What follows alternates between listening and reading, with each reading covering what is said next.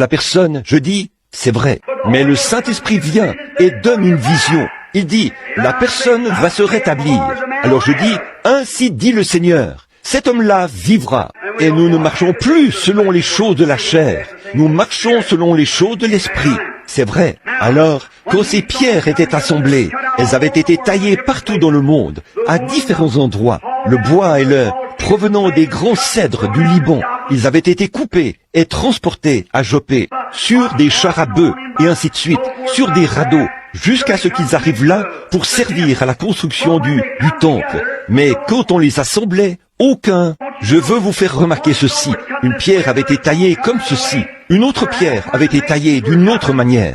Il se peut que pendant que les maçons les taillaient, ils se disputaient. Ils faisaient des histoires et tout, comme le font beaucoup de prédicateurs aujourd'hui. Je suis méthodiste. Je suis de l'église de Dieu. Gloire à Dieu. Je fais partie des assemblées. Ceci.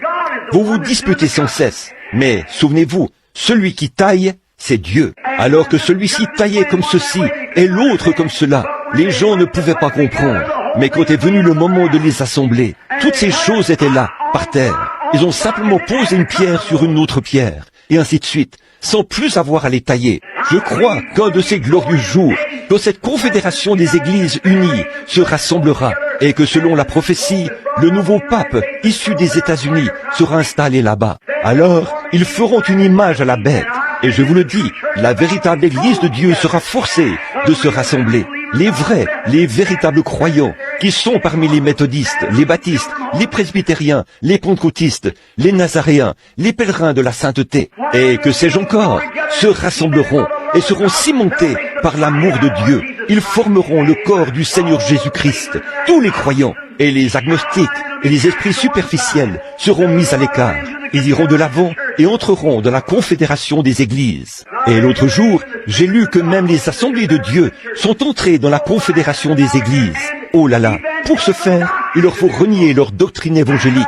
C'est vrai, et ils seront obligés de renier tous leurs principes fondés sur les signes et les prodiges pentecôtistes pour faire partie de la confédération des églises. Oh frères, il leur faut renier cela pour avoir du prestige. Je préférerais, comme je l'ai souvent dit, rester couché à plat ventre, boire de l'eau plate, manger des crackers, être populaire aux yeux de Dieu, être son serviteur de Dieu, que d'avoir ce que ce monde a de meilleur. Si je me retrouvais dans l'obligation de faire des compromis sur ma foi dans le Seigneur Jésus-Christ et sa Bible, je crois que ceci est la parole infaillible de Dieu et que chaque parole qu'elle contient est vraie. Oui, monsieur.